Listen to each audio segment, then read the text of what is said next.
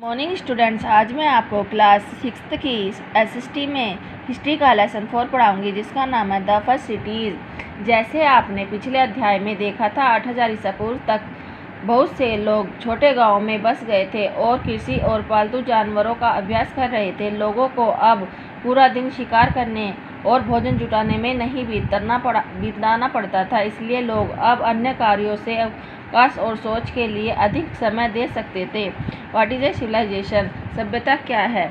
जब एक समाज एक उन्नत राज्य के विकास में होता है, कृषि की एक उन्नति प्रणाली, कस्बों और शहरों में रहने वाले लोग जटिल कानूनी, राजनीतिक और धार्मिक संगठन, पुजारियों, किसानों, बढ़ई, कुम्हार, लेखक का ज्ञान, जब भी और जहाँ भी ये शर्तें पूरी हुई, सभ्यता पैदा हुई है। शुरुआती सभ्यता लगभग 5000 ईसा पूर्व के आसपास आई है। मेसोपोटामिया की सभ्यता में 4 प्रमुख नदी घाटी सभ्यता थी जो क्षितिज और यूफ्रेट्स नदी के बीच में आई।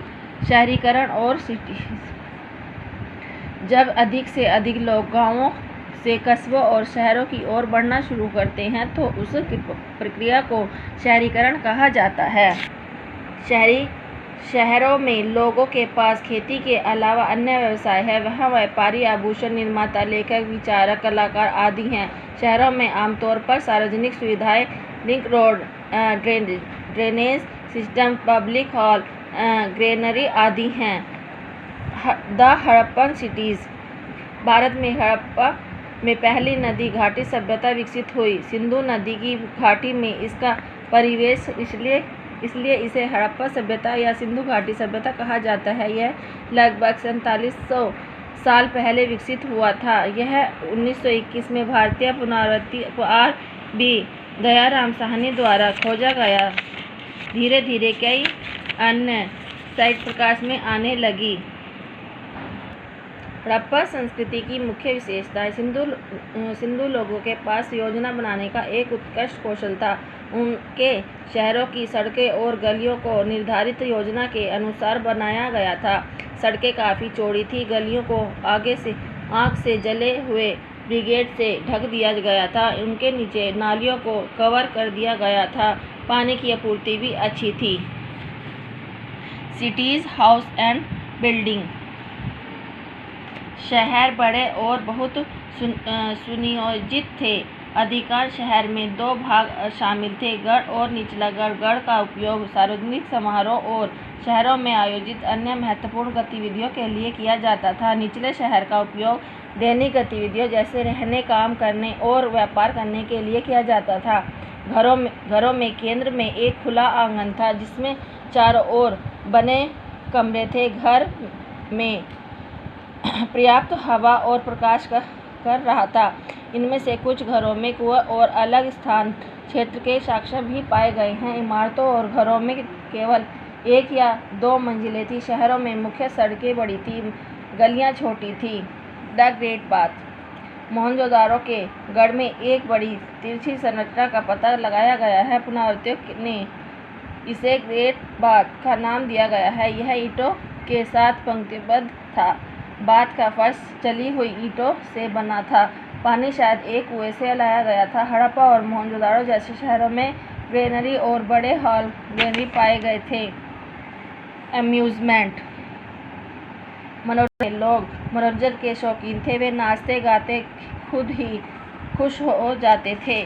उन्होंने एक खेल खेला जो आधुनिक शतरंज की तरह है। बच्चों में मिट्टी और लकड़ी के खिलौने लिए गए। पुरुष और महिलाएं शिल्पकार थे।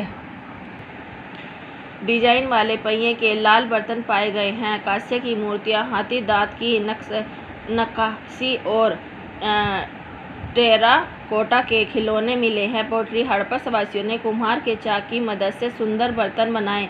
कुछ पौधों, जानवरों आदि के साथ चमकदार लाल सतह पर काले रंग के बर्तन चित्रित किए गए हैं। कपड़ों का निर्माण हड़प्पा वासियों का महत्वपूर्ण व्यवसाय था।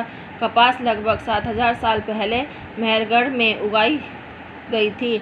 वस्त्रों पर सुंदर कढ़ाई की गई छवि निर्माण और मूर्तिकला। सिंधु घाटी के लोगों ने मूर्तिकला की कला में एक महान प्रगति की थी। एक डांस करने वाली लड़की के हाथ उसके कूल्हे पर और एक नाचने वाली लड़की ध्यान देने योग्य है। ऑर्नामेंट: सोना और चांदी का उपयोग आभूषण और बर्तन बनाने के लिए किया जाता था। बीज बनाना सिंधु घाटी के लोगों का पसंदीदा व्यवसाय था।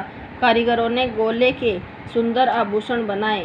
हड़प्पा संस्कृति के विभिन्न स्थलों पर 2000 से अधिक मोहरों की खोज की गई थी। ये आकार में छोटी होते हैं और टेराकोटा से बने होते हैं। जानवरों के आंकड़ों के अलावा मोहरों पर भी कुछ शब्द अंकित हैं। यह सिंधु घाटी के लोगों की लिपि प्रतीत होती है। वेट्स एंड मेजर: सिंधु स्थलों से वजन और माप तोल और उपाय मिले हैं। सिंधु घाटी स्थानों पर माप निशान के साथ अंकित की गई छड़ें मिली हैं।